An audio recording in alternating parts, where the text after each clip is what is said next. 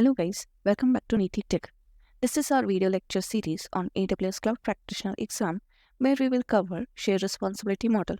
So agenda for today is we will see what is shared responsibility and why it is called as shared responsibility model.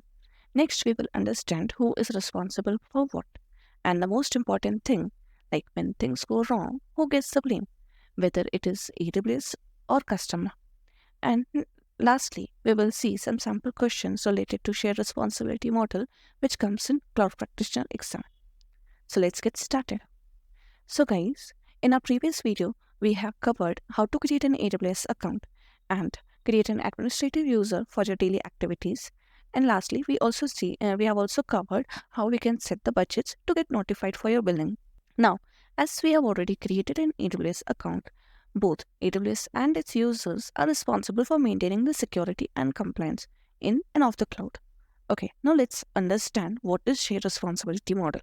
Traditionally, what used to happen for on-premise infrastructure, every aspect of the security was taken care by the organizations, like setting up firewall, install security updates on the systems, and much more. By moving to the cloud, it is shared between AWS and its user, which we will cover in few minutes. First, let's relate the shared responsibility model with a real-life example. Now, working in a cloud is like living in a rented apartment. You stay there, but you don't own the place. The cloud provider, that is AWS, provides a robust foundation, walls, roof, etc. That is the infrastructure. However, it's up to you to decide who gets the keys, who comes in, and who goes inside the house. Okay. The shared responsibility model is like that. AWS takes care of the infrastructure and you take care of how to use it. Hence, it is called shared responsibility model. Here, a single entity is not responsible for everything. Both of the entities work hand in hand. The major chunk of the part to make the infrastructure secure and available being with AWS, it is the responsibility of users or organizations to make sure authorized user access the resources in the correct way and your application is not open to all. To cut short, AWS is responsible for security of the cloud, whereas customer is responsible for security in the cloud. I hope this example gave you a clear idea on the shared responsibility model. Now let's understand who is responsible for what. So, there is this diagram available on official AWS website. It will give a fair idea on who is responsible for what. The duties are clearly segregated here, as you can see. The blue highlighted part is for customers, whereas the orange one stands for AWS. As the diagram highlights, AWS, the provider of resources like compute, storage, databases, and network, it is responsible for maintaining its security. AWS has to protect the infrastructure that is used to run AWS services and make sure it is available as per the SLA. For example, when I upload any file on S3 bucket, I should be able to access it anytime. It should not be lost. Now, you as a customer are responsible for the security of the resources you are using, like providing access to the authorized users, setting up firewall, setting up encryption of data, and so on. Continuing with the S3 example, you have uploaded an object on S3. Now, you are responsible for making sure it is not publicly accessible and only authorized users are able to access it. If required, you can encrypt the data as well.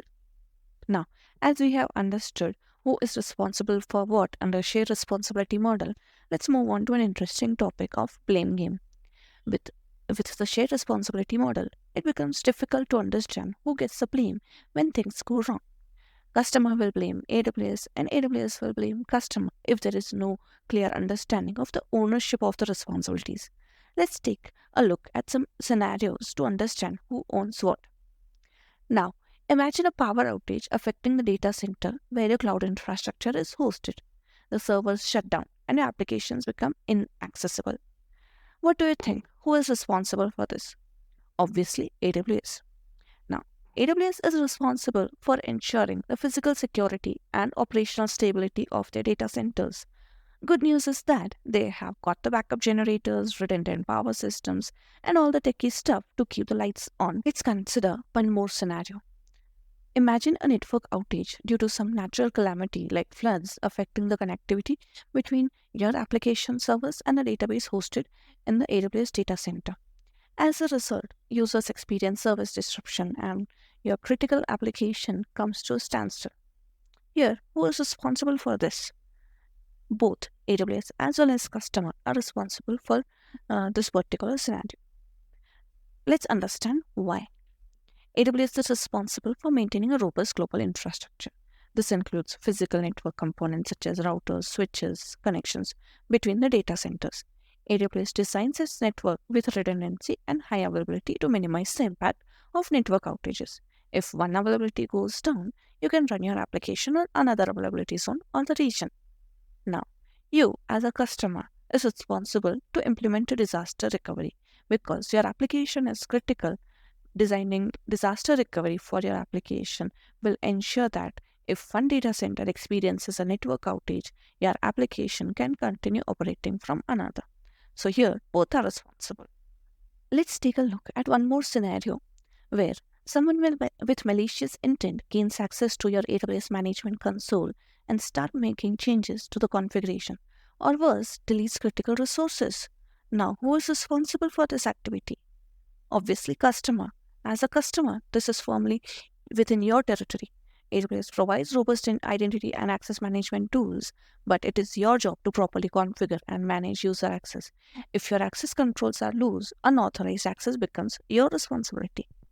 So guys, now with the help of these scenarios, you should be able to identify who gets the blame when things go out of control.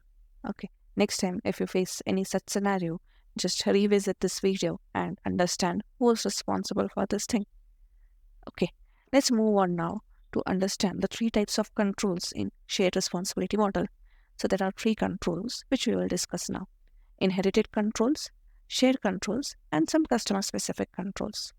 Now the first one is inherited controls. These are the controls that customer fully inherits from AWS. Okay, these controls are part of foundational security infrastructure that are provided by AWS, and customer benefits from them without having to manage or configure these aspects themselves, like physical and environmental controls. Next is shared controls. In shared controls, AWS provides the requirements for infrastructure, and customer must provide their own control implementation within their use of AWS services. Like for patch management, AWS is responsible for patching and fixing the flaws within infrastructure.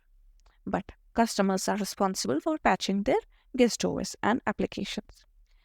Another example is for configuration management, where AWS maintains the configuration of its infrastructure, but customer is responsible for configuring their own guest operating systems, databases, and application. Another example includes awareness and training. As AWS trains AWS employees, customer must train their own employees to understand AWS services. Moving on to customer-specific controls. These controls refer to security measures and responsibilities that are directly managed and controlled by customers. These are the aspects of security where customers play a direct role in ensuring the protection and compliance of their own applications, data, configurations within the cloud environment. For example, service and communications protection, zone security, which may require a customer to route or zone data within a specific security environment. Now here comes the last section, that is some questions related to shared responsibility model that are asked in Cloud Practitioner exam. Before moving on, if you have not already liked or commented on this video, please do so, and don't forget to subscribe our channel. Okay, so here is the first question. Which tasks are responsibility of AWS according to AWS shared responsibility model? Choose two. Options are A. Patch Amazon EC2 guest operating system. B. Upgrade the firmware of the network infrastructure. C. Apply password rotation for IAM users. D. Maintain the physical security of edge locations. And E. Maintain the least privileged access to root user account. Now, the question is asking for the responsibilities of AWS. Let's go through each option one by one. Patch the Amazon EC2 guest operating system. The keyword here is the guest operating system. This is the responsibility of customer and not AWS. So this is not the correct option. Next is upgrade the firmware of network infrastructure. This is surely in AWS bucket. It is the responsibility of AWS to upgrade the firmware. Next is apply password rotation for IAM users. Now this again comes to, and this is again the customer's responsibility and not AWS responsibility. Next is maintain the physical security of edge locations. This is AWS responsibility. Okay, so we already got the two correct options, but let's go to the last option as well. That is maintain the least privileged access to the root user account. This is the responsibility of customer and not the AWS. Okay, so the two correct options here are upgrade the firmware of network infrastructure and maintain the physical security of edge locations, which are the responsibility of AWS. Let's move on to the next question. Which IT controls do AWS and customers share according to the AWS shared responsibility model? Choose two. Options are A. Physical and environmental controls, B. Patch management, C. Cloud awareness and training, D. Zone security, and E. Application data encryption. Now here the question is asking the shared responsibility of AWS as well as the customer. Let's go through each option and understand. Physical and environmental controls. So as we have seen earlier, these are the inherited controls for customer.